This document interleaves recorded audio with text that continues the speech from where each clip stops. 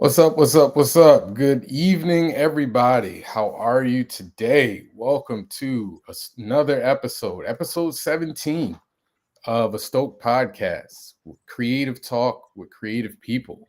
I am Javon Stokes, as always, artist, entrepreneur, father, husband, man of God, when I try really hard to do.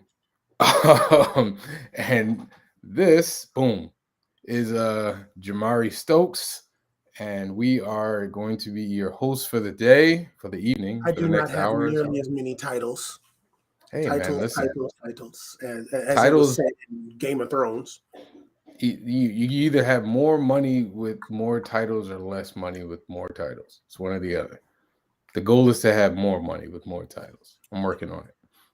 All right. So today we have a really good guest today. I can't wait to talk to her. Another SCAD alumni. She's a very, very talented young lady. Diamond Down. She's gonna be on, but that's not I gotta give her real flowery entrance. Can't just, can't just do that. That was whack. Before we get into that, very quickly, two things.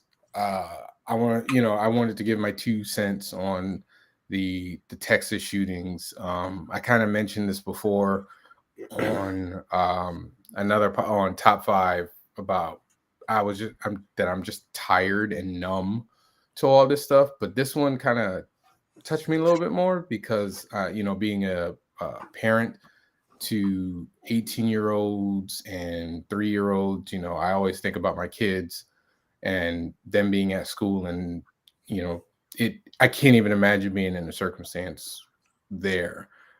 So once again, we need to deal with these guns. I'm not even talking about mental illness. We need to deal with these guns because there are plenty of mentally ill people that ain't shot up anybody. um, but we need to deal with these guns. So if you love guns and you come talk to me and you want to say, well, guns don't kill people, people kill people, whatever. I don't want to hear that. I'm sorry. But Jamari, did you want to give 2 cents before I move on? I could give a whole lot more than two. I've had to think about that situation because I work in a public school. I work in a building. Uh, I have been in situations where we've had lockdowns. I have been in situations where there have actually been weapons in the building. And there isn't a time that hasn't gone by where I did not wonder if this was real or if this was just a drill. There have been two instances where I've been thinking about what I'm going to do if this situation hits me and how to deal with the children that are under my care at the time. There isn't a teacher who hasn't thought about it, who hasn't had to deal with that possibility. And this is a thing that school should be the last place we should have to deal with these things. It's never good, no matter what. We just dealt with somebody who decided to go to a grocery store and take lives. I'm sick of it. I don't want the burden of worrying about that. It is something I have to deal with because that is the job that I have. And I could leave it. And because of the way things are going, I may have to one day for that and a myriad of reasons. But as of now, that is my reality. And I hate that. I don't want to have to think about losing a child to that. I don't want to deal with students. No one should have to worry about sending their child to school and thinking that this is going to be the day that I have to say goodbye to my child forever. That goes down to the littlest to the oldest. The very last place you should have to worry about that is I school. hear you. I hear you. But we're not gonna dwell on that because that's not what we're here to do. I could talk about this for a while, but I don't want to get angry because we have really good guests. We're very good guests today. I was gonna do something else, but I'll wait till the end. Because we kind of went a little long with our thoughts, and I don't want to have her sitting in the backstage too long. She's a very busy woman, and her time is very, very valuable. So here we go. Flowery introduction. Tonight's guest is another distinguished alumni from the Savannah College of Art and Design. She's taken the knowledge and skills acquired there and developed and established her own business. Gehati?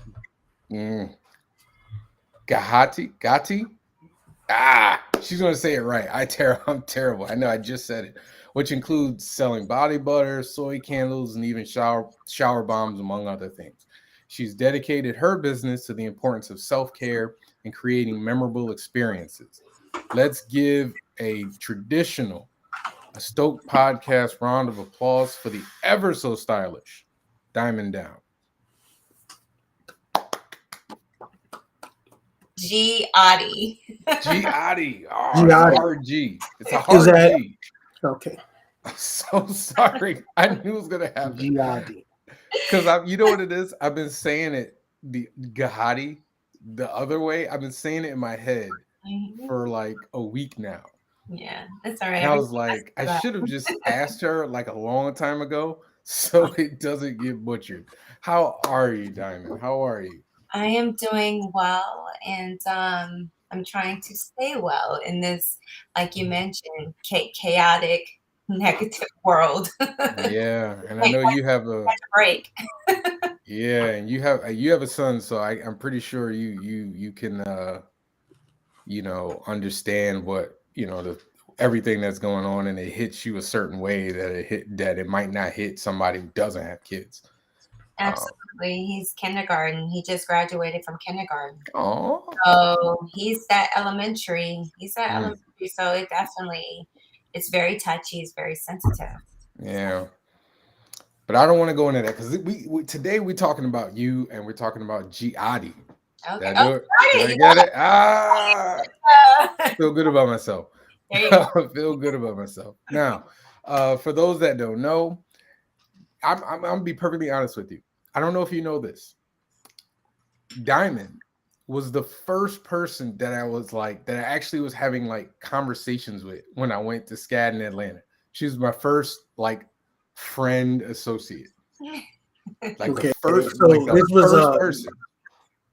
This is when you first got there, or when you first got there. I didn't know anybody. I didn't even know Jamari yet. I mean, I didn't know you or your brother at the time. I didn't know anybody, and I don't even remember how we met, but she would always talk to me, and so I've always appreciated her and her friendship, and I always try to support her when she can. So when I started doing this podcast, I was like, got to get her on because she's out here, being an entrepreneur and trying to take over the world. One day at a time. One at a time. So tell us about Gehati. So Gehati is a handcrafted aroma brand. So everything is handcrafted. I make body butters, like you mentioned, hydrating face oils for your morning and your nighttime routines, soy candles, wax melts, multi-purpose air freshener sprays. And I am working on some stuff. I'm expanding the line. I can't really talk about it right now because it's in the works. Can we get a little peek? Can you give us one? Come on, give us one exclusive. It's still going to be all about, okay, so the tagline of the brand is, "Where lies a pampered soul, chaos can't reside." So it's still going to be products on the line of pampering your soul, your inner soul. And how that came about, even the tagline is, when my son was born, 3 weeks after he was born, I instantly became a single mom. And that's because his dad was in a severe car accident that left him with traumatic brain injury. Sorry to hear that. So, yes. So my experience of motherhood once he was born, it's been chaotic. So because I never really had any strong vices that I would turn to cope with, like anxiety or any type of mental health issues, I didn't quite know how to cope with this, being that not only was I dealing with what was like a tragedy, I also was dealing with being a first time mom. So going through, postpartum depression, and I mean, just really trying to wing it the best way that I could. Like literally the rug was swept from under my feet. So, I mean, it was bad. I mean, I was in the middle of like building my life with him. And so when that happened, I had to go back home and live with my parents. Hmm. I think at the time I was 28 years old. And think about it, you think you're on a traditional, Right. track or path to, building your life. You're almost 30. So you're doing everything that you think that you're supposed to do, and then something like that happens overnight. You can't plan for it, you can't prepare, nothing. It just happens. So a little bit about 6 months into my son, after he was born, I started really, really diving into like my regimens, self and soul care regimens.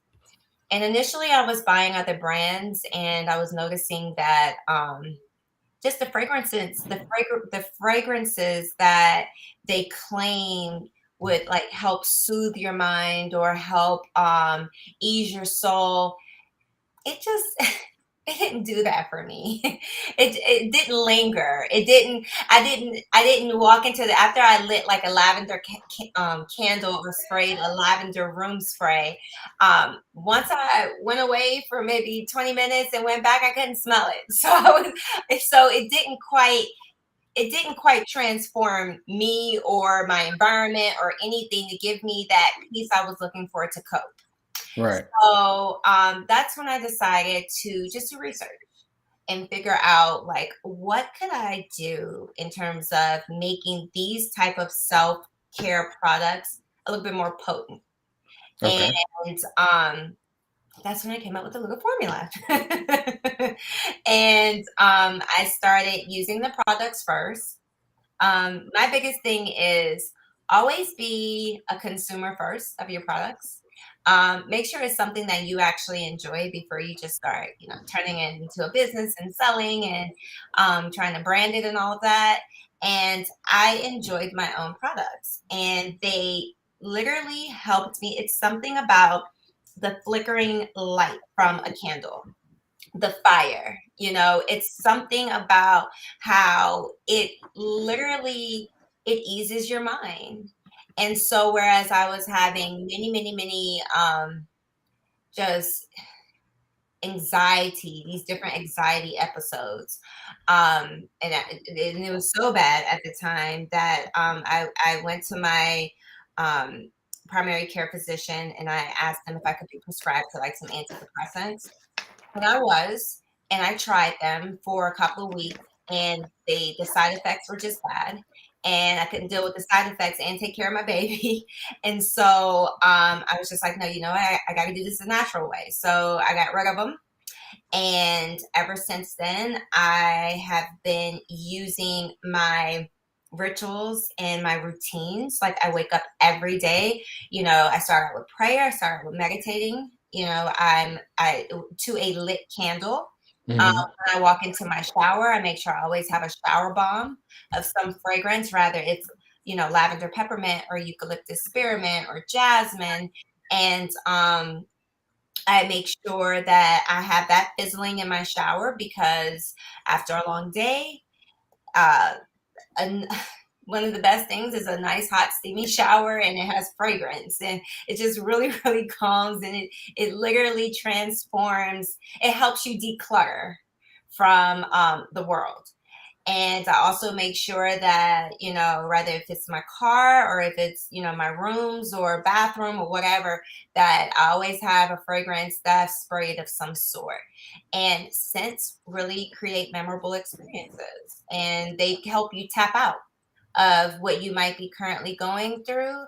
And I can say that helped me through that part of my life that helped me through the pandemic, that has helped me through several different things, because I don't let anything interfere with the time that I allot.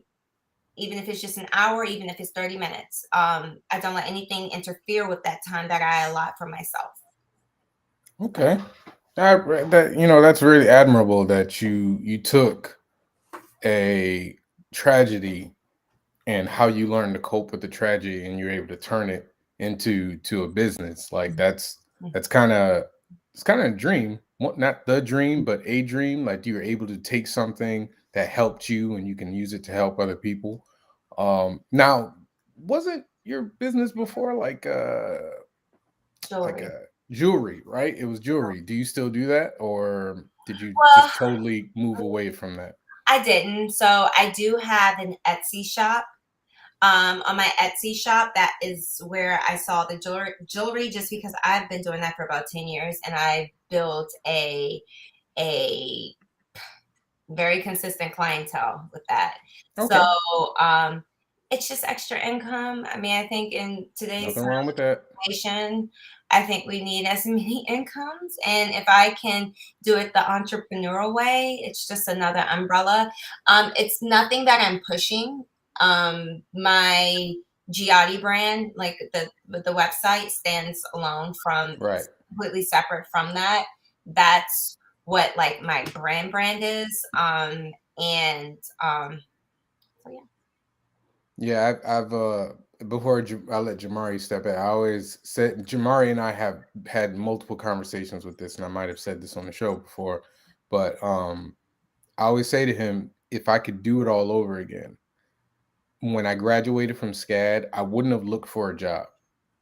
I would have just made a job immediately. Like focus all my time and energy and money and just like I'm gonna build a business. Like forget trying to find a job. Like, nope. I would have done it that way. So, I've always like we've been friends on Facebook and everything for a while. So I've been, you post your stuff. I'm always gonna like your stuff and everything. And I've always been, I've always admired the fact that you were like, boom, like from Jump Street, you were diving in and doing great things. Yeah, I just needed to make it work. And so, again, like I told you, I had to move back with my parents right after the accident. And I needed to, so again, the juggle was real. Like they say, the struggle I'm is real. sure. Yeah. The struggle was real because at the time, it was like, okay, I got to make this work. So in order for me to be able to get back out here and stand on my own 2 feet as a single mother with a dependent this time, Right. I gotta make this work. And so I just got super serious, super focused. Like I said, at the time I was 28 when I had him. And I have just been growing ever since. But I'm going to be very honest with you. It has been a struggle in trying to capture my audience. And what really turned around for me was the pandemic. Really? Because everybody had to go home. Nobody was in the world. So with being at home, everybody went online. They flooded online. Nobody could go to the mall and shop, so they shopped online. And I teamed up with the payment the merchant payment processors, Klarna, Sizzle, and Afterpay. And with teaming up with them, whereas they made it so easy for you to shop now, pay later, that also boosted my sales tremendously. And it helped really give me a clientele. So had I known, when I had my son in 2016, that it was going to take all the way to 2020 for me to get that real consistent, like that big break of consistency, I probably wouldn't have waited that long. That's all right. Would have gotten discouraged and be like, wait a minute, I gotta wait how long? 2020? But you don't see it until you don't see how much you did until you got through it. And then you're like, whoa, I went through all that. I'm here, man. I don't know if I do that again, but I'm glad I'm here. That's true. So, for anyone, I also noticed that a lot of entrepreneurs came out of 2020. And so I just think that it's great. If I could look back, you said if you could do things differently, you would have just went straight for it out of college. Straight out of college. If I could look back, I don't know if I would have went to college. Really? Yes. And I say that humbly I don't say that to discourage anyone. No. That's interesting. That's interesting. Before we get into that, I want to give Jamari an opportunity to ask a question. So, you said that your business started to really grow and you grew your clientele in 2020, and that was online. So, do you have plans to start branching out and perhaps maybe building out your clientele or outreach where you are, face to face with people? Perhaps maybe do you do seminars and things of that nature? Or do you have any plans to do that? So, 2020 gave me even more anxiety. And so I said to myself, I will never do another convention. But prior to 2020, I did Pinterest conventions. I did local craft shows.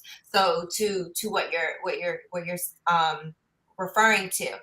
However, fast forward, I am now working on being a vendor at some festivals. Okay. Some local festivals. So I'm gonna kind of make it pretty niche. And I prefer to do kind of like pop-up shops at like festivals. What is it? What is it that they have? Like the little like the farmer market type. Where everything is like more organic and all natural, because all of the ingredients that I use are 100% organic and vegan friendly, gluten free, phthalate free, all that good stuff. So it's going to be very niche. I will not go to like big seminars. I'm thinking like the conventions where you have buyers walking. They're called like trade shows. Oh yeah. Walking, looking to pick up lines and stuff like that. I don't really care to be in big box stores. I care more so to be more exclusive, to just my online and, like I said, doing pop-up shops. But that was going to be my next question. I was going to ask, are you ever thinking about doing a physical space, like your own store? No, too many people these days, and we're talking 2020 and now, are making it very, very well without doing that. And I think it's actually smart, and I'll tell you why. I think it's smart because you have to understand, it's very scary for us brands to depend on a big box store to sell the products off the shelves. Because here's the thing, we aren't there as the designers every single day. So if I got, for an example, picked up by Target, I can't, and let's say I got picked up in 500 of their stores. Well, I can't be in 500 stores at a time. So what happens is if you're not doing the numbers, you automatically get pulled, and a lot of people go in debt doing that. Yeah. And so I honestly think that if that's the realm that a person sees fits for their brand or their company, then that's great.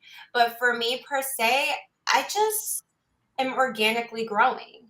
And with social media, I hired in 2021. For the first time, I've hired a big marketing company. And them doing my ads on Facebook and Instagram, it has like been bringing so much traffic and turning into sales that, I really feel like I found my lane. And so that's really I mean, I think that give it a few more years, a lot more stores, brick and mortar, I don't think is going to really be brick and mortar anymore. Yeah, I was kind of wondering because I mean, I can understand like wanting to be kind of a virtual presence, but usually most people like, well, I want that one store and I can still do the virtual presence thing. But you're just like, nope, I'm cool. I'm cool with just pop up shopping it here and there. I mean, that's fine. It makes sense to me. Yeah. Yeah, I think that it's less stress. I think that, you're already competing against a lot of brands. So they'll put, okay, if I have a candle, they're gonna put in the candle aisle next to a bunch of other brands. So it's like if I don't already have a million plus or a TV presence or something like that you as a new customer know go straight to Target and go to Gehati's candles, then it's just the luck of the draw.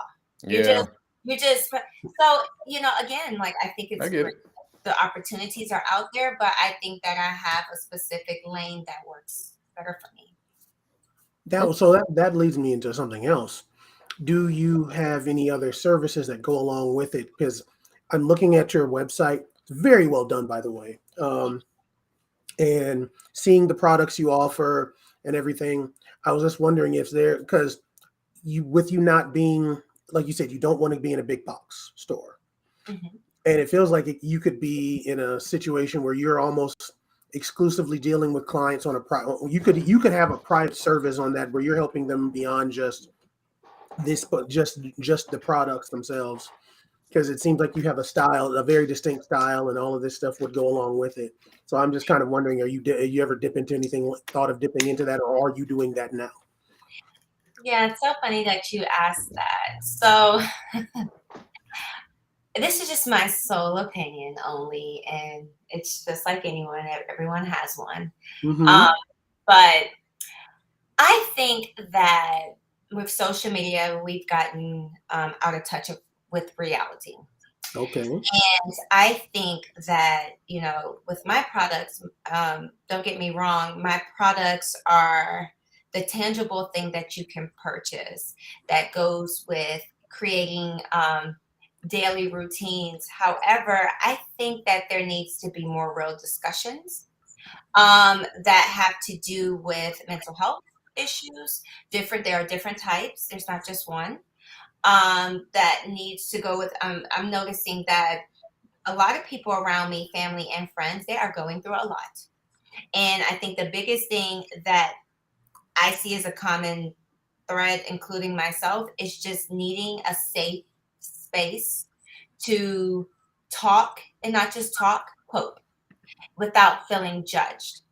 So what I am working on doing, to answer your question, is I'm working on expanding my brand to having conversations, and it'll be called it's called Gehati Presents Lit Conversations, and that comes from lighting a candle, breathing into it, and just going for whatever the question is and whatever your thoughts, your feelings, or whatever. So I am wanting to do some or I am in the middle of documenting different people's journeys that are going through very popular topics that people out here are kind of lost through. So that is what I'm doing. I'm expanding my brand more so. I guess that would be the correct term. Service, I don't know, more so than just, I guess, I don't even know what to call it. I'm documenting just people's stories, including mine, and my products just go with it. So That sounds like it goes hand. That absolutely sounds like it goes hand in hand. It seems like that'd be a natural fit, and I'm assuming these are going to be kind of, like you said, mini doc kind of situations. You're documenting people, having conversations with people, and being in facilitating those kinds of conversations. Almost sounds like, is there a podcast in your future? I didn't think podcasts more so than YouTube. I was just thinking about, I was just going to create a YouTube, and because these are, mini, like no longer than 10 minutes, mini snippets of people just really venting. You're just venting to the camera, but in your most authentic way. I think that, like I said, with social media, everything is so filtered, and everything appears to be so perfect that you have regular people that aren't even making past a $30,000 salary that are trying to live the life of the 1 percentile. And that within itself sends people into deep depressions. And there's some things that just don't need to be, in my opinion, there's just some things that it's almost like what you don't see or what you don't know won't hurt. And I think that that is a protection. I think that, I was the last of, I'm 33 now, and I was the last generation. I was the last bit of the millennials that knew life before social media. And I feel like I was so happy because social media with Twitter, I think it started with Twitter and Facebook. That started when I was like high school, getting ready to go into college. So I was already older. So I understood the times of not comparing myself to other people. I could personally hit a plateau in my life and then go on social media and see somebody doing the same thing that I'm doing, the same career, the same whatever, and they are further. And I'm like, damn, my plateau doesn't mean anything, compared to her plateau. And so it's just like, that's not how life is supposed to be. Now, we already are dealing with the way society is now. I think that adding that extra social media on top of the way society is in real life, I just think that that is just sending people over the edge. And I don't know anybody right now that's just genuinely happy. And that's sad. So I think that, there are just more, I feel like there should be the way stupid things trend on TikTok. I think more real life discussions that are talking about real life events and real life dealings that we all have to cope with every day. I think that should trend more so that somebody can see it and identify, and it could possibly save a soul. I mean, you make very good points. We've had our rants on this show about social media and how we're old and how things are, are skewed.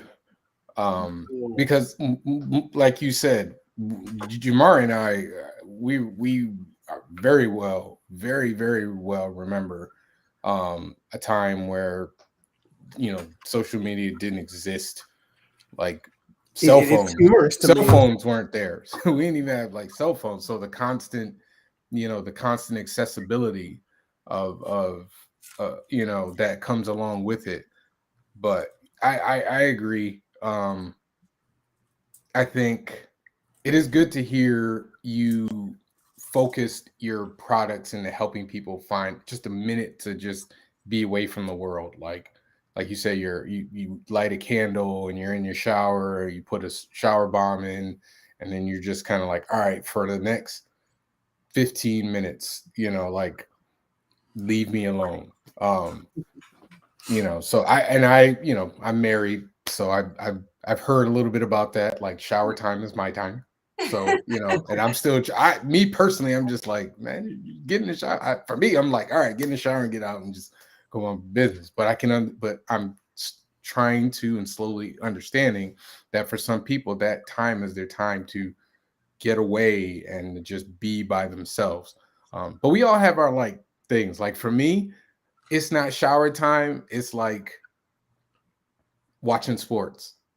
That's my time to just like, I'm going to turn my brain off and not think about the crap that's going on and solely focus on this thing here and just be in the moment for that. And we all have our things. What So about I illustrating? Because I remember you were like one of the best illustrators. oh, well, thank you. I appreciate that. That's not like your Not anymore. Not anymore.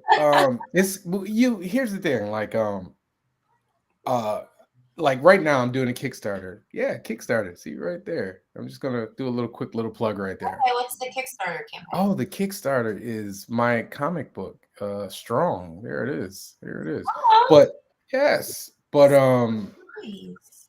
but for me, doing art now is more business. Like I gotta finish this page by this time, and then do this, and then do this, and like that. There's still joy in it, but I rarely get to just draw something like that has Just to do it. yeah, just to draw. Like I don't really get to do that anymore. So art is more business to me now than it is pleasure. Unfortunately, it's not unfortunately, because I do enjoy it. Like I enjoy making comic books, like I enjoy drawing it, but Art for art's sake. Art for art's sake doesn't really happen for me anymore. Because even right now, like if I want to just sit and draw something, my mind is like, well, you still got to finish this project, this project, this project. So I will literally put down whatever it is and go on about it. But so I wanted to, I got to go back because you and I are SCAD alumni. Yes. Now, when you were in SCAD, you were a fashion major, right? I was. You were a fashion major. Now, you mentioned that if you could do it over again, you wouldn't go to college. Mm-hmm. Would you not go to SCAD, or would you just go to a different college? Or would you not go to college at all? No, I wouldn't go to college. And the reason why I say I wouldn't go to college is because I'm not doing anything. One, I'm not doing anything that I was doing in college. That I went to college, I have massive debt from. That's the first thing. Let's just be real. And then secondly, I just feel like if you are going the entrepreneur route, I think taking a few courses and classes is all you need. It doesn't cost it doesn't cost 100,000 or almost 100. It doesn't cost that to get that particular education. I think at the time I went into SCAD, so I graduated in 2011. So I went into SCAD, I want to say 2006, I graduated high school. So maybe 2007 or something like that. That's right. You were a freshman when I met you. I think so. So yeah. YouTube was not YouTube today. Mm-hmm. So fast forward, my son, who's 6, I am not working to push him that you have to go to college. Simply because there's so many resources, and there are just there's just much knowledge out here that I don't feel that you have to get that 4-year degree in order to make it quote unquote successful. There are so many children that are making it successful. And I think that by the time you reach a certain plateau that you're looking to reach, and then you think about going to college, I think that it's just something that, if it's something that just would be considered an accomplishment that you just wanted to have. But do I think that it's needed and necessary in today's time? I do not. Okay. I don't. And if I could do things differently, I would. That would be what I would do differently, because I'm not doing anything that I went to college for now. But you know what though? I've heard that story from a lot of SCAD students. Really? Yeah. Oh yeah. I got a lot of friends in SCAD that are not doing what they went to school for. Yeah. Okay. Yeah. Mm-hmm. I mean, technically, I'm not doing what I went to school for, even though I will eventually get to it. Mm-hmm. I've heard that. I have a different, like, for me, I agree with you on like almost like I almost agree with you because I think it's You know, the little bit for me is you have to be a certain type of individual for that to work, in my okay, opinion. okay, Like you're correct.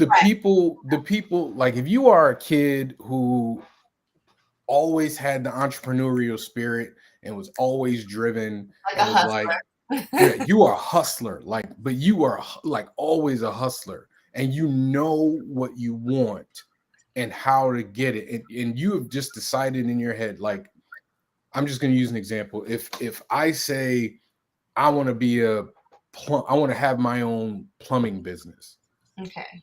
and you're like, I don't need to go to college, I just need to do boom, boom, boom, boom, boom, and if you are somebody that is a self-motivated person, Yes. I think that works. Okay. I But agree. if you're somebody who's still not quite sure what you want to do, I think college is a better route Okay. because the way I look at it is you're almost getting a grace period before you have to jump into the real world. I Like do. that's what college is to me for some people. It's a grace period of what do I need to do? What do I want to do? Let me try a bunch of different things. Let me try this, or let me look around. Like you get an opportunity to be immersed in an environment that is supposed to be designed to help you figure out what you want to do. Now I'm using specific words, supposed to, you know what I mean? Like I'm not, like it's not the same for everybody. But like to me, it's like if you're not that driven to be an entrepreneur or something like that, then you need that time to figure yourself out.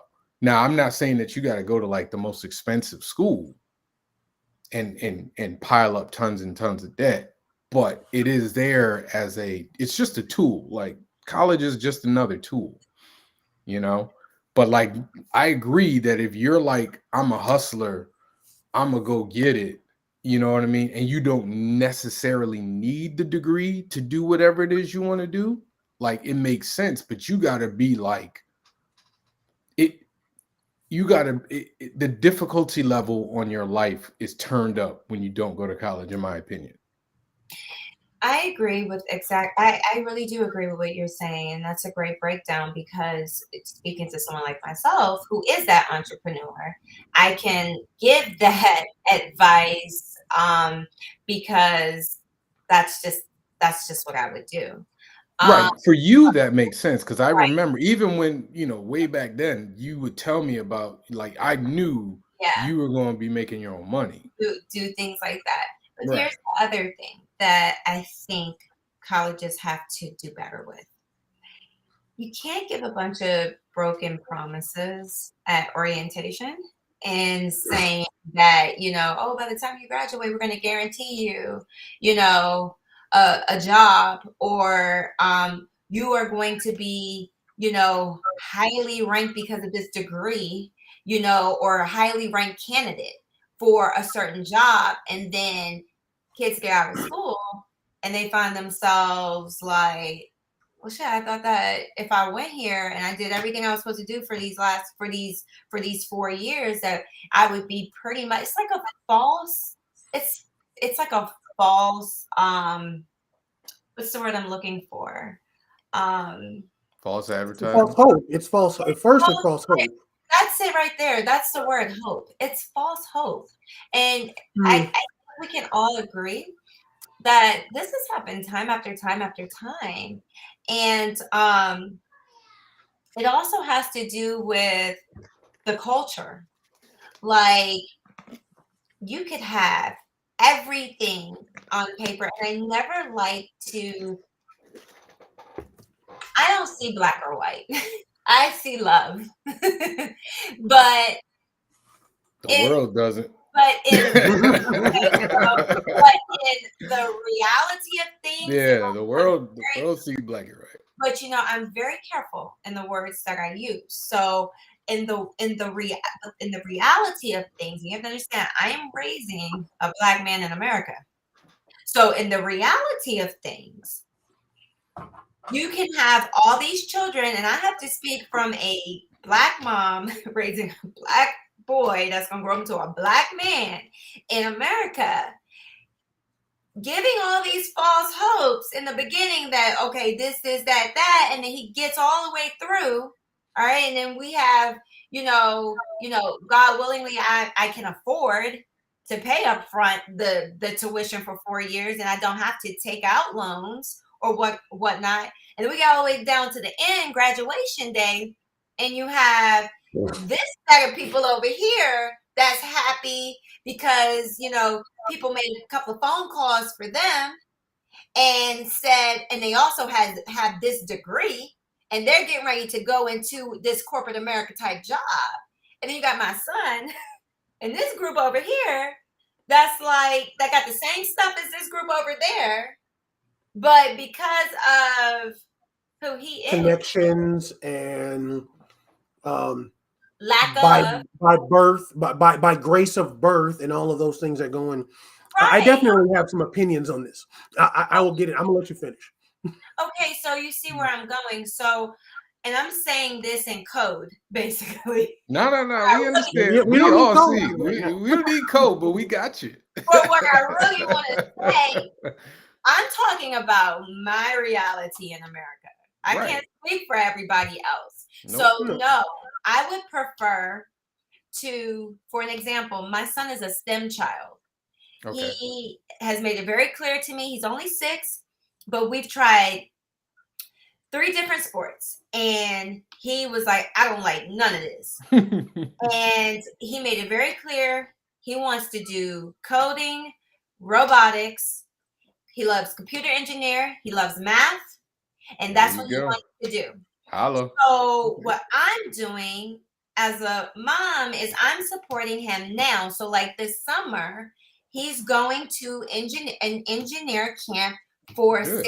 6-7-year-olds. That's beautiful. So my thing is this: I'm going to shell out and do everything that I can do now, so that by the time that he gets to, by the time he gets to that point in high school or whatnot, he is already on a path where let's just call it what it is. Will a degree matter? I mean, what year is that? That he's 6, and by the time he graduates, will it technically matter? Because these days, I don't see it to matter, and I don't find corporate America to be any safer than being an entrepreneur. Well, I think it depends on what you want to do too. Correct. Like if you want to be in, like you could want to be like, I've had this me and Jamari have had this conversation, and I've had this conversation with other people. Like the entrepreneurial life is not for everybody. It's like, not. It is not for everybody, and some people don't want to do it. Some people want to go to their job, make a lot of money doing whatever it is they do, go home and chill. Like, and that's not the life of an entrepreneur. Like, I run my business. I got to do stuff outside of the time that I would normally want to just be doing nothing. And you're always thinking about it. So that's why if you're an entrepreneur and you might not, if you want to be an entrepreneur, you might not need college. But if you don't want to be an entrepreneur and you want a job that is unfortunately within the framework of the corporate world, especially because of this, you might need that degree to get in, because that degree might be the difference between them looking at you and not looking at you. Because you could be amazing in coding, but if you don't have the degree to go along with it. But what I would say, and this is what I give my advice. Like I actually just spoke to a young woman that's going to SCAD. I was doing a free comic book day, and a young lady came in. Her dad told me that she was going to SCAD, and I was like, "Oh, I went to SCAD." And so he was asking for advice, and I was giving him my advice, and he sent his daughter to come talk to me.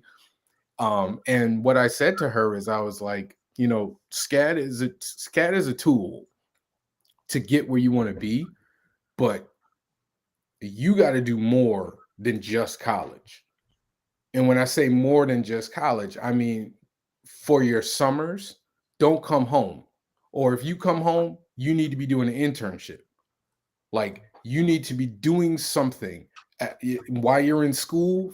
See if you can find a job that's close to your degree or close to what you want to do. Find a way to get as much experience as you can so that by the time you get your degree, you're not going to jobs with a resume that's like Target, McDonald's, CVS. Like you're going to them with a resume internship at, if you're in animation, internship at ESPN, internship at NBC, internship at X, Y, and Z. And I think Jamar, you and I had this conversation too, where I was saying that if I could go outside of going back in time and doing the entrepreneurial thing right out of college, if I could go back to high school, I would take this stuff way more seriously than I did. I would too. I would take it way more serious, because if I took it serious from jump, I'd have less debt. If hopefully no debt. And then when I did go to college, when I was in SCAD, instead of coming home for the summer and just doing a little whack job, I would have been like, all right, how can I get a job close to what I'm doing? Even if it's just like, whatever, like I'm near ESPN in Connecticut.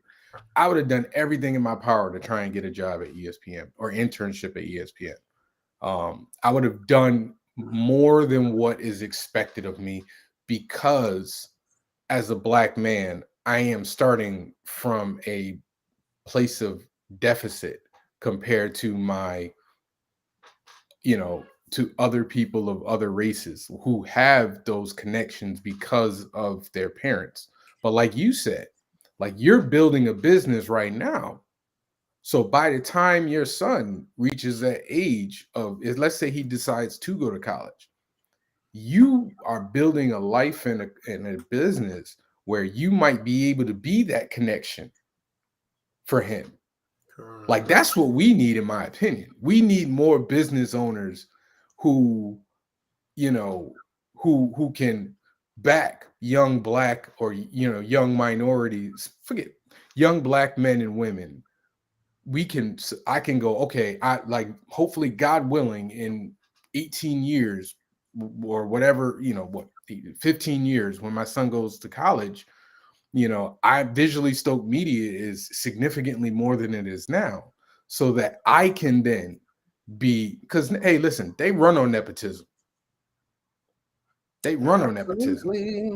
So I have no problem going, hey, my son has my name.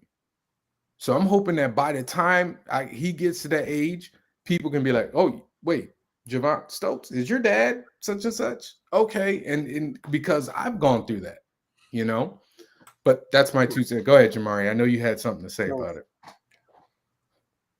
I deal with this kind of thing all the time. My feelings somewhat very similar to Javon's, with a few caveats. The biggest thing I have to look at is I got to look at the whole spectrum when I'm dealing with students, because I have students, there's absolutely no way they're going to college. And then I have students that probably should go to college because they do not have the focus and drive, or they do not have parents who are looking with the same outlook that you two have for your children.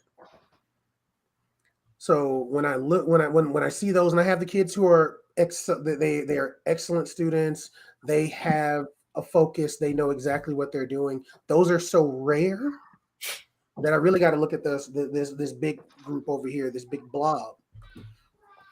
And so instead of me asking a kid, oh, what do you want to be when you grow up? I don't ask that question anymore. I ask them how comfortable they want to be. And when I ask that, they're like, well, what do you mean? I said, look at what your family does now, whoever takes care of you, what kind of life they live, what kind of car they drive, what kind of house they live in, what they can afford to give you and whatever siblings you have and whomever else is around them, and what kind of connections they have. Look at that. How comfortable do you want to? Do you want to be above that? Do you want to be significantly above that? Do you want to be like, are you comfortable being below that or right at the same? And that's when they start having to think about this. And I've had students, they've said, well, I don't know if I want to work that hard because their parents work ridiculously hard and they can afford things for them. And I had some, I absolutely do not want to live the way that my parents live. And I was like, okay, now you can start making choices as to what you need to do in order for you to achieve that next step. Because like you said, everybody is not an entrepreneur. It'd be lovely if that was the case and everybody could make their own money and be responsible in that case, but the world isn't built that way. Somebody, unfortunately, has to be the janitor. So with that in mind, the best thing is to give them the most optimal chance for success as possible. And I've even told students, I don't care if you go to college. I care that you got a plan once you leave here. And that's what I want to hear. And you can't start thinking about it 6 months before you leave high school. You really need to start thinking about that kind of thing at the end of your freshman year, somewhere in the middle of your you should have if someone asks you, you should have a legitimate idea at that point. I have learned as a teacher that I should be trending students to thinking in that format so that they can take the next steps. I've had kids that I want to be on YouTube. Okay, what are you building? How are you building your community? What are you doing specifically to bring yourself an audience? What's your niche? What's your different thing? I've had girls come to me saying, "Oh, I want to sell lashes and I want to sell cosmetics." What are you doing other than the 12 other girls I can point to you right now in this building? They're like, wait, there's other, yes, quite successful at this, a couple of them. So what are you going to do to compete with that? That's what you deal with now. And you see this, you are doing this. And luckily you both are people who are parents who are involved. You are looking for your son's situation where he has an idea now and hopefully he sticks with it. If he's sticking with it and he's focused like that, and you can see already with his tendencies, like he does not want to do anything back-breaking labor. He wants to do coding. He's good at math. Everybody is not thinking about that at 6 years old with their kids. Man, you can make a lot of money as a coder. Exactly. You can make a lot of money. Exactly. And even a kid even people I know who are in IT, who are in programming and everything else, they may not have to go to college, but they got to go get certifications to get themselves in the door so they can get that experience with someone else. And then they can either move on and get into the private side where they are free contracting, and that's going to take you a while. So, well, I don't mean to cut you off. I want to go back on what y'all are saying. Listening. I don't forget the thought. As a whole, our culture, we have to do, and I say this humbly and respectfully, we have to do right by our children. And we have to accept what they want and what they're saying that they have a passion for even at an early age. And what I mean by that is, for an example, when my son told his grandfather, my father, that this is what he wants to do. Well, my father, my son is their only grandchild. And so he wants to be able to get out on the field. He wants to be able to see him play soccer or baseball or golf or something like that. And so what I think that where I feel we lack overall as a culture is not paying attention to our children and what they say they want to do. And so I have nipped it in the bud very early on that this is not what he wants to do. And I'm not going to invest another dime into any of that. He's saying that he wants to. It's okay. He's not a nerd, or he's not a loser, or he's not whack for wanting to code math all day long. I mean, my 6-year-old is multiplying and dividing.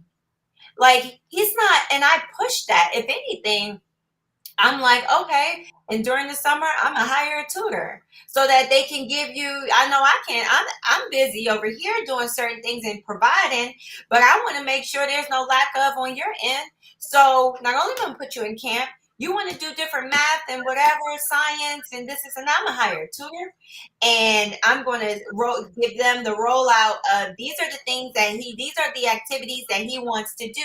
And I'm going to focus on enhancing that. I'm not going to shun him or steer him away from what his love is. So I think that we would be stronger if we didn't, we get offended. We get so offended when other nationalities say, oh, you're rich and you're successful. Oh, are you an athlete? Are you a rapper? Are you an actor or something like that? We get offended by that, but how can we really take offense to it if that's what we're pushing? I agree 100%. I 100% agree. 100%. One of the things, then you want to talk when you bring up the cultural aspect of it. The thing that we and this is something I guess that college was not a reality for a generation, 2 generations ago. Our grandparents and our parents, that wasn't necessarily their first thought or a reality for some of them, especially the grandparents. So with those kinds of things in mind, they just, when they saw the opportunity for their kids, they were just like, go to college. And we did not, and it just that was the message. The message in the Black community was go to college, not go to college and do this, not go to college and prepare for grad school or go to college and prepare for this kind of job. It was go to college. And so you had a lot of people who went and they were aimless and they didn't necessarily know that you had to do X, Y, and Z to succeed in college. And we weren't taught about the nepotism aspects and the legacy aspects, particularly if you go to a traditional college setting. You guys probably went to SCAD, not quite understanding the hustle mentality that you had. We had this discussion with one of our past guests about this, that he was running around doing every kind of job under the sun with his camera under his arm. And that led him into other things. And so we go to college unprepared. And it's only now that I'm seeing within the students that I deal with, where they have a much different mentality, or at least the kids that are best equipped. Young lady that she graduated, she got on a plane 3 days after graduation. She went up from where we are to up in your neck of the woods, New England, to go to school in Providence and go to business. She was making clothing and making stuff and selling it out to her fellow students and getting orders from other schools. She did a better senior sweatshirt than the school did. And them kids ate it up. So she had a business mindset to start that 2 years ago. Now she's taking that acumen and going to school for business, and she's armed going in knowing this is what I want to do and this is the next step for it. She's using it, like you said earlier, as a tool.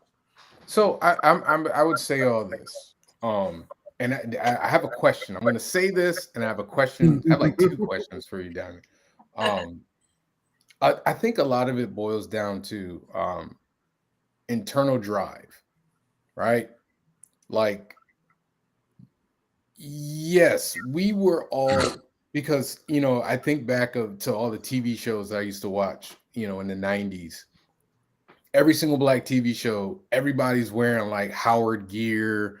There were shows about college. There were, and I was just like, in my mind, I was like, I can't wait to go to college. Like, I was so amped and ready to go to college. And like, that was my generation. Like, everybody around me was so excited to go to college.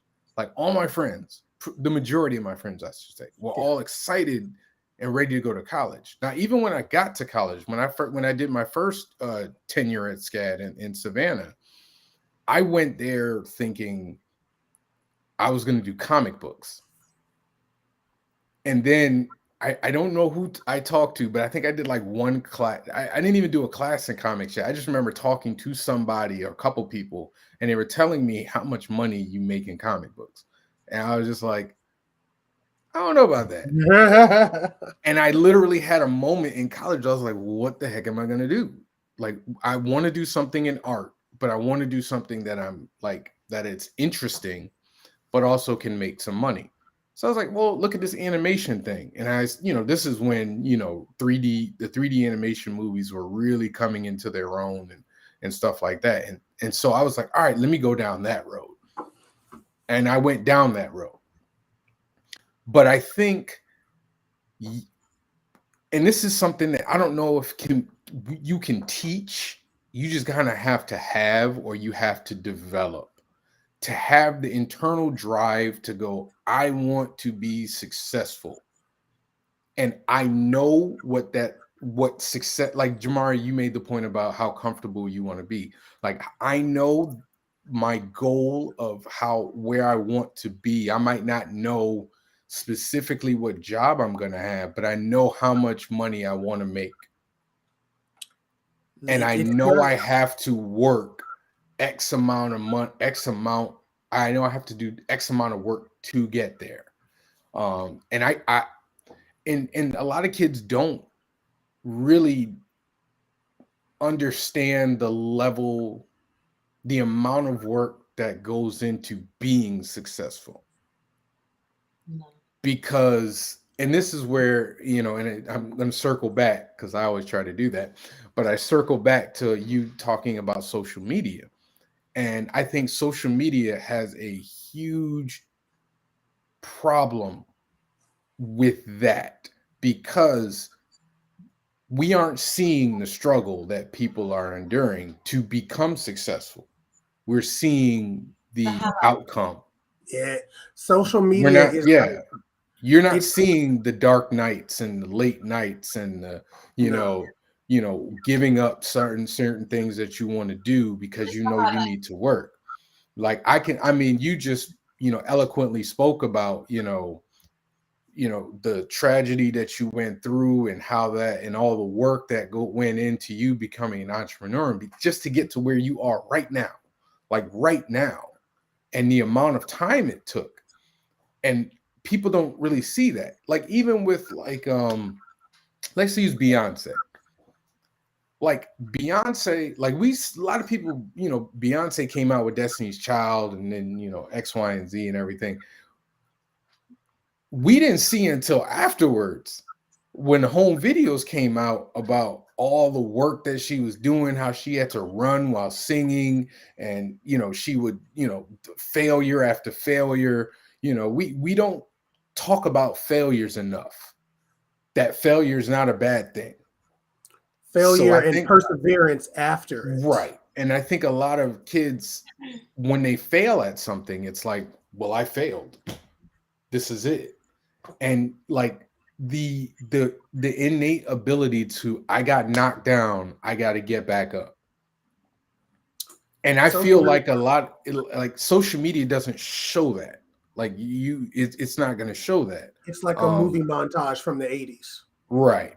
So once again, I'm going to circle back to the question I want to ask you, because you said, because you're now working with Gehati and you're doing your products and stuff like that, but you started from what I remember from where we met, you were doing fashion. When did the desire to do fashion fall out of favor to get to where you are now? Like, how did that happen? When I was in college. Really? Yeah. So I started, so I ended up being in college for 5 years. Typically, the track for the fashion design department, or just being that fashion major, is just 4. I went there thinking I wanted to be a fashion designer, so make clothes and all of that. I started taking those seamstress classes, and I was just like, oh no, I cannot do this. I can't do these measurements correct. And, I cannot go my whole 4 years of college and fail. Like, I mean, I literally, I'm the type of person, like, if I see I'm failing and I don't like it, then I'm not going to add another 6 months to this. It's time to jump ship. Let's not waste no time. So then right in the middle of the script, 2 years in, they didn't have this when I first signed up, but they had a program that just opened called the Business of Fashion, and that added that 1 more year. So I ended up being there for 5 years instead of 4. Okay. So I was supposed to come. So with that particular major, I was supposed to come out of school doing one or two things. Visual merchandising. So like when you look at Macy's, for an example, the windows, the visual merchandising, or I should have been doing, becoming like a buyer. So going to those trade shows, Got you. those different vendors and picking, clothes for the store. Mm-hmm. I literally reached out to, I think that, I don't know if we can all agree to this, but I know that this was my experience. In college, they have their favoritisms. They play favoritism. And they have the people that they are really pushing for certain jobs. So the ideal jobs at the time was being able to go to New York and work for Vera Wang or work for, one of these big fashion houses.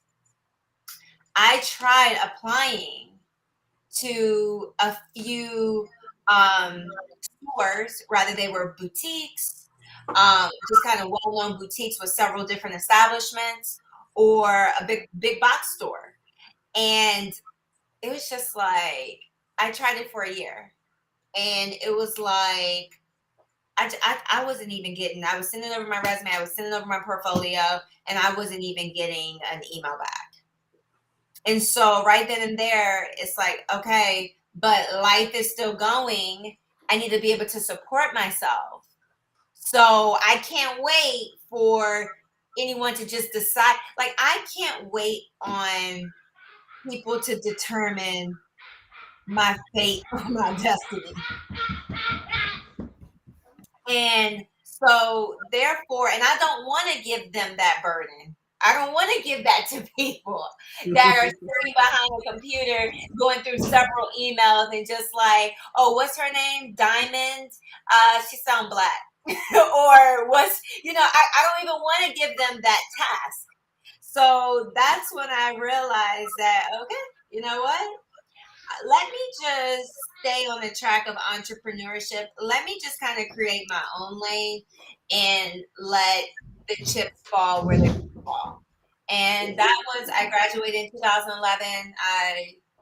I've been doing it ever since. So, I mean, I'm telling you, it's not. I'm gonna be no. I'm not laughing at you. I'm just smiling because I know of a few people who did SCAD and they came out, and the industries that they were particularly in just weren't. They weren't looking for them. They weren't. no. And they just, and life keeps going, and so The bills, they don't care. They don't care. They don't care if you got hired or not. You got to pay. Right. I would I mean, imagine- I mean, my story's been told on here before, but I mean, I was the same way. Like when I came out of SCAD, I was sending my demo reel out and resumes to all these other places, and I wasn't hearing nothing. I wasn't hearing nothing. Like to this day, like I think back, I'm like, man, I wasted a lot of time sending out resumes and trying. Like I was in Atlanta. Actually, I stayed in Atlanta for, I want to say like 6 months after I graduated.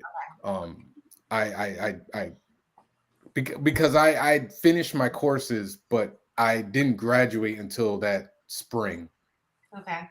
With everybody else. Yeah. And so now it wasn't even 6 months. It was like 2 months. Now that I think about it, it was like 2 months. And it was just like I was pounding the pavement trying to get jobs in the industry, and I wasn't hearing anything like whatsoever. And so I had to go home. I had to come home. I had to come back to Connecticut, and I had to regroup. And I took like menial jobs, I was working at a nursing home. I was doing all types of things and unrelated to even what you not even close. And but then I met my wife, my now wife, and I was dating her, and I remember on our first date, she's asking me, what do I want to do, like, going forward? Like, what are my dreams and goals? And I explained my dream to her, my goal. And she's like, wow, that's really nice, but it almost started like a chain reaction in me. And I was like, I'm not doing any of that right now. Like, that's my goal, but I'm not really doing it to achieve it. right. Yeah. So then I started like, okay, well, how am I going to start this thing? And then we started getting more serious, and then I proposed to her. And I think I had like an epiphany, and I tell this story at Comic Cons all the time. I had an epiphany. I was like, if I'm going to do this thing, I need to do it right now. Because once you get married, that stuff just starts. Then it's like a boulder. Then it's boulder down the hill. And whatever dream or goal that you want might fall by the wayside. So that's when I did my first comic book. And I once I did that, it was like everything started clicking. The book got done. I did it. I actually did a Kickstarter, failed, did another Kickstarter that worked. That book went out. Then I did 2 other books. I think I did it. I didn't do Kickstarters for them. I just sold them off. I built a website. I was like, I'm going to do this.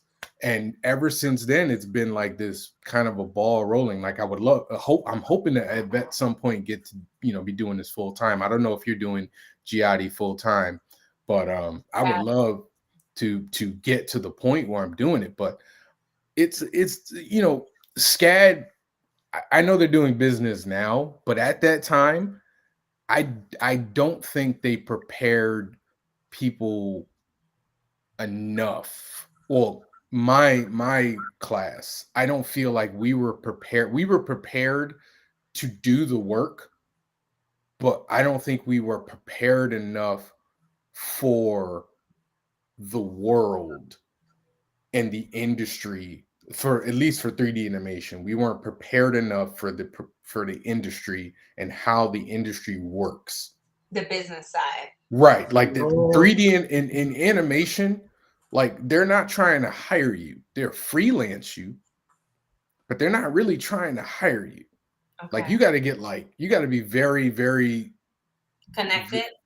connected, experienced, all that before they're like, okay, we want to bring you in because you're 10 years in the game and you've got all this experience and you've worked on all these big projects. That's when they want to hire you. But before that, hey, we just want to pay you for 6 months of work. Mm-hmm. And I didn't really know that until after the fact. But that's why I say, if I could do it again, I would literally visually Stoked from day one would have been my number one focus before my family, before the wedding, before the marriage and everything. Like that stuff even came into play. I would be doing that. So, well, to Jamari's point, I agree. I think, and maybe this is a question for you to think about. Do you think you went into college aimless? Because when I think about it, I think I did. I think that I didn't have I just feel like I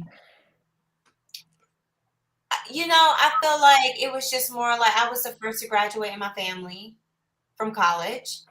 And I just feel like that was important. They supported and they pushed and they supported and they pushed that when you graduate, you're going to be the first in our family to go to college. I didn't go to college with Jamari said, the girl, she started selling the t-shirts and, she realized she had something on her hand. So she's like, oh, now I need to go to college so I can learn the marketing side and the actual business side. Because what good are you you'll be a starving artist forever. What good are you an amazing creator in which SCAD produces amazing creators and you don't know how to count money. You don't know how to sell your work. I would say SCAD provided me with skills that I needed and use to this day. SCAD provided me that, but business-wise, as a lot of that I either learned prior to SCAD or after SCAD. Mm-hmm. But I know that they're doing that more now. Like they actually have like business courses in there, which I at least admire that somebody said, "Hey, this is a blind spot for us." Yeah. So I do appreciate that. It sucks that it was after me, Uh, after I left. My, Like, on, like on my after I left. end, Right. yeah. Um, On Me my too. side of it is education. yeah. I've learned that one of the best things I can do is put people like you in front of students so that they can see people who are doing the things they want to do, or just show them people who are doing things outside of the normal situation. Go to school, get a job, blah blah blah. Play the life script out. You have opportunities. I have put things in front of kids. They say, "Oh, I don't want to go to college." Okay, so what kind of work you plan on doing? And they're like, "Well, I don't know." You're going to have to get some kind of training from somebody, because if you want to make decent money, that little job you think giving you some money ain't going to do nothing for you. And I got kids who come to school sleepy talking about, "Well, I closed last night at Taco Bell." Okay, what's Taco Bell going to do for you after you graduate and walk?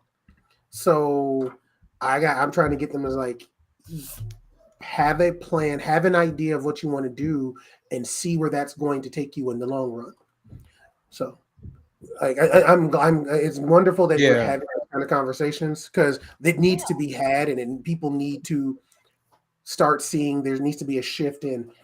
We need to kind of have a plan, and we need to expose children so that they can find stuff like your son who has a strong affinity for math, and you can push that and foster that. I agree. All right. So I know you got your son sitting next to you, so we want to hold you. So and I have like a million other questions, but I would love to have you back on at some point. Okay. Because Anytime. yeah, you just gotta let us know when you got products coming out, man. Because I was gonna talk about you being, your own in your own little shots here. Yes, I decided that I wasn't hiring models right now, and I was going to I see. myself. I was just like, okay, all right, okay. Well, we could talk about that later, but we're gonna do something fun real quick so that we can let you go, because I know it's probably near his bedtime. Am I? Hey, listen, I gotta go put my son to bed as soon as we off this. So I do another podcast called Top 5 Live, where and I say this, I'm not saying this to the people who watch regularly. I'm saying this to you.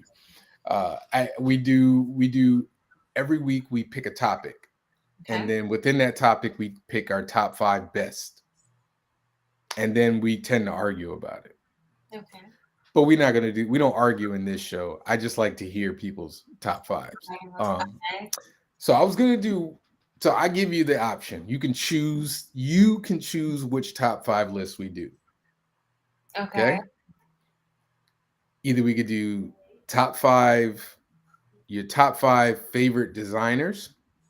Okay. Or your top 5 favorite places to travel. Okay, let's do. Of course, I'm going to do designers. All right, listen.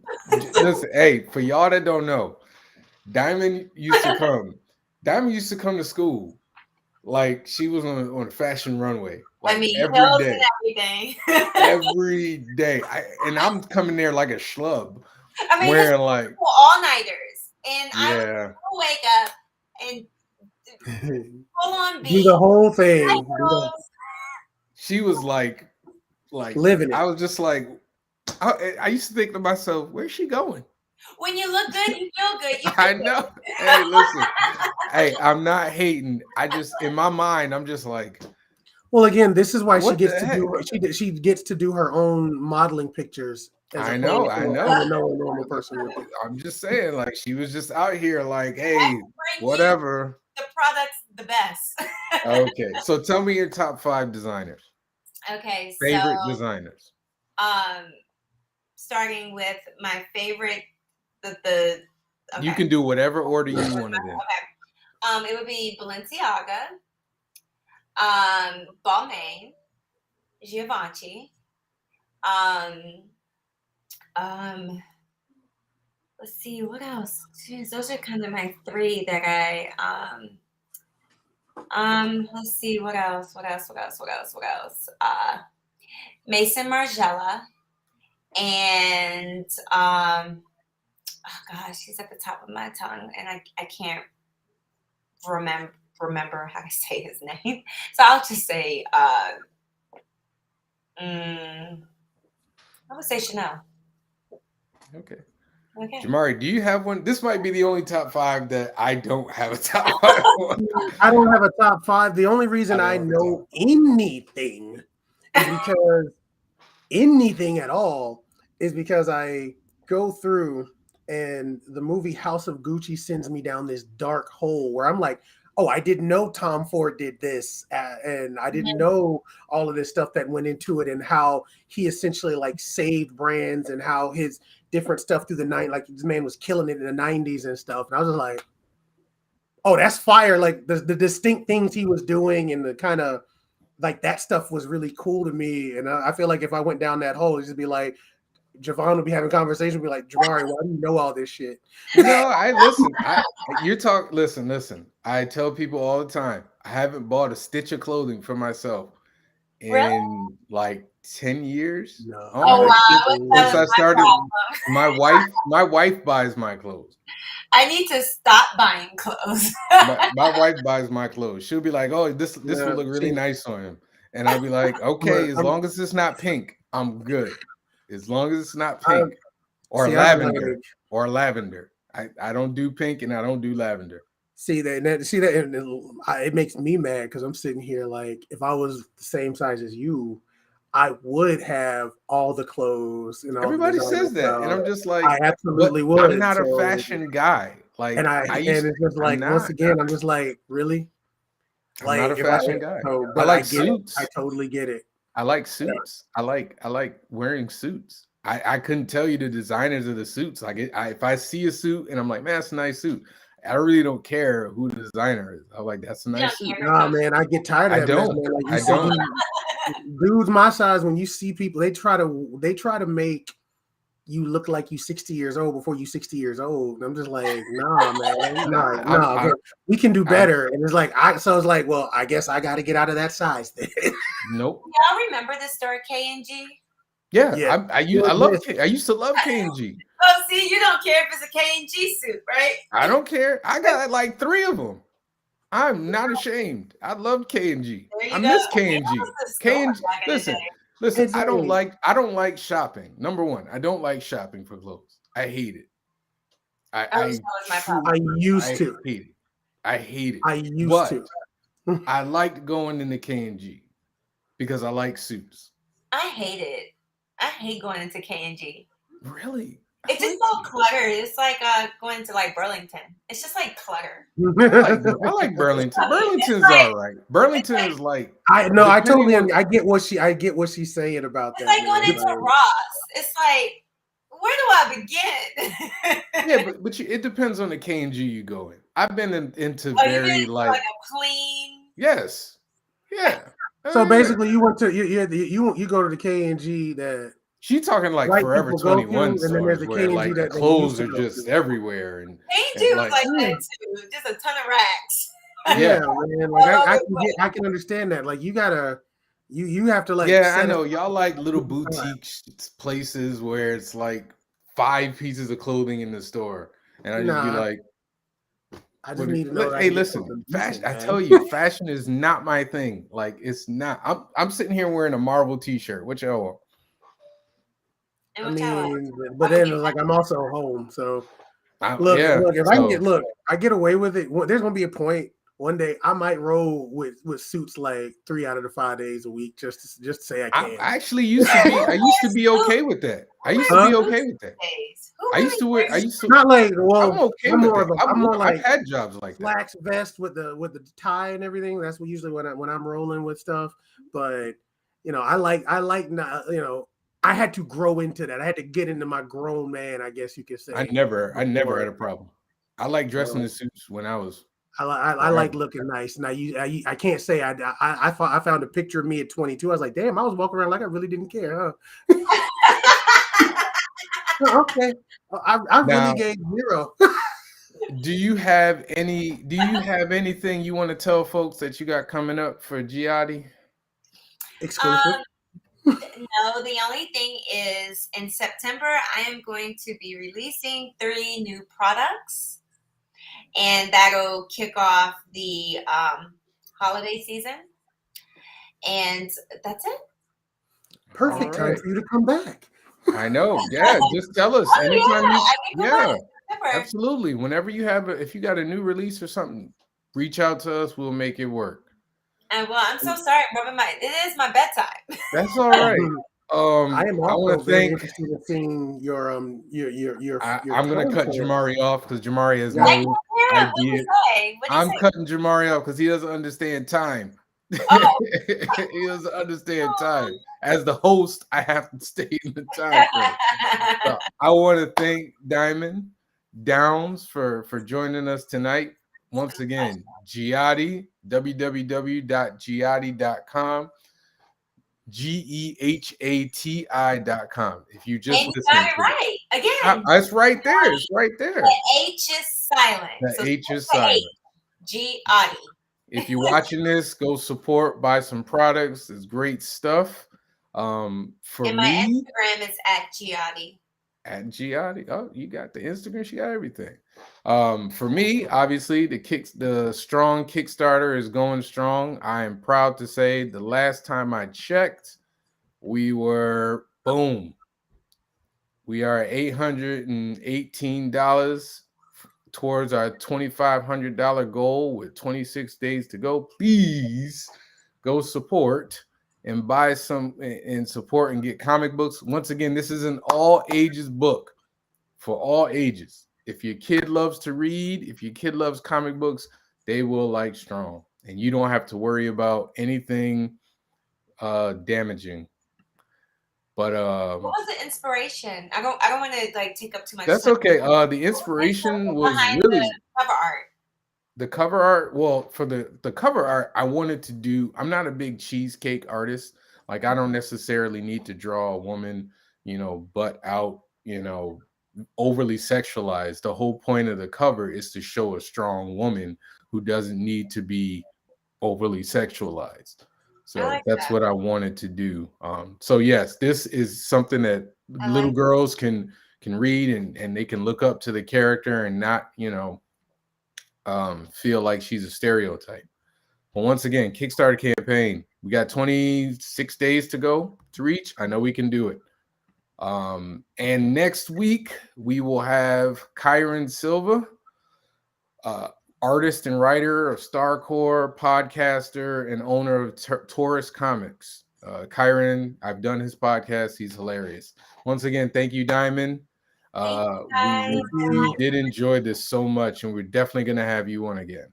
Okay, sounds good. Good night. And yes, everybody else, good night, and enjoy your weekend. Enjoy your Memorial Day weekend, guys. 3-day weekend. 3-day. 3-day weekend. Yes, be safe. Please be safe.